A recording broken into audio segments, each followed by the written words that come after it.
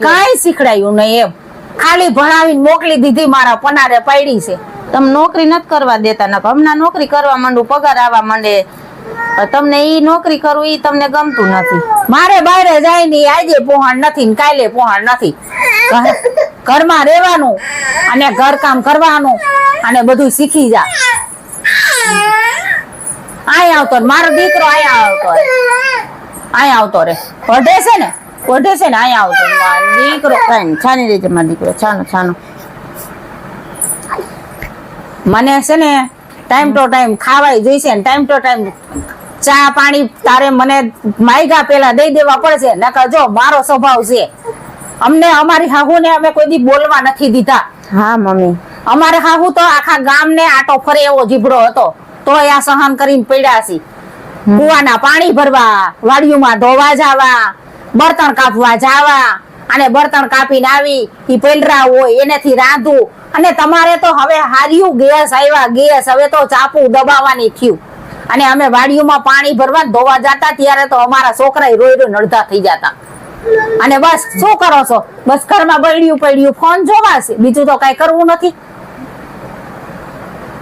તમારા બધા દુઃખનું કારણ એક જ છે એ મને ખબર છે મમ્મી પણ હવે મારા હાથમાં નથી તમે બધું મારા ઉપર ઢોળો છો જ્યારે આવો ત્યારે મમ્મી તમે આવો ત્યારના મને જેમ તેમ બોલો જાવ ત્યાં સુધી જેમ તેમ બોલતા હોય મને બોલું નહીં તો હું કરું આ લાઈવ થાય કાયજા બરે અમારા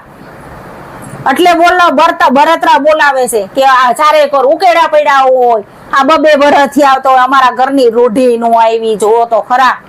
અને અમે આવતા વે તમારી હાહુને અમને ચીંધુય નથી પડ્યું મમ્મી મને કામ બધું નથી ફાવતું ઓછું ફાવે છે તો ધીમે ધીમે વાર લાગે ને મમ્મી બધું કરું છું તો ઝડપ રાખવી પડે હારાન ઘેર આવ્યા છી નથી મારા ઘરે શીખી જાય આ તો મારો દીકરો હારો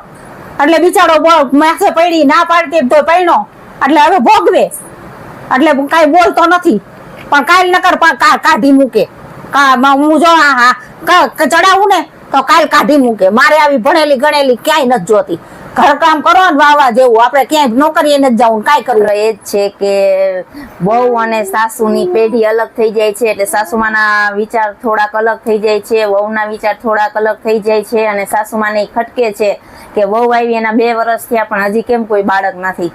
પણ જરૂરી નથી કે વહુનો જ વાંક હોય કે વહુ જ કઈ કસૂરવાર હોય કે એનામાં જ પ્રોબ્લેમ હોય પુરુષમાં પણ પ્રોબ્લેમ હોઈ શકે છે અને 2 વર્ષમાં બાળક થઈ જવું એ કઈ પેલું છે નહીં કે 2 વર્ષમાં બાળક થઈ જ જવું જોઈએ એ પણ આપણા એક ખોટા વિચાર છે તો આવી રીતે વહુને હેરાન ન કરવી જોઈએ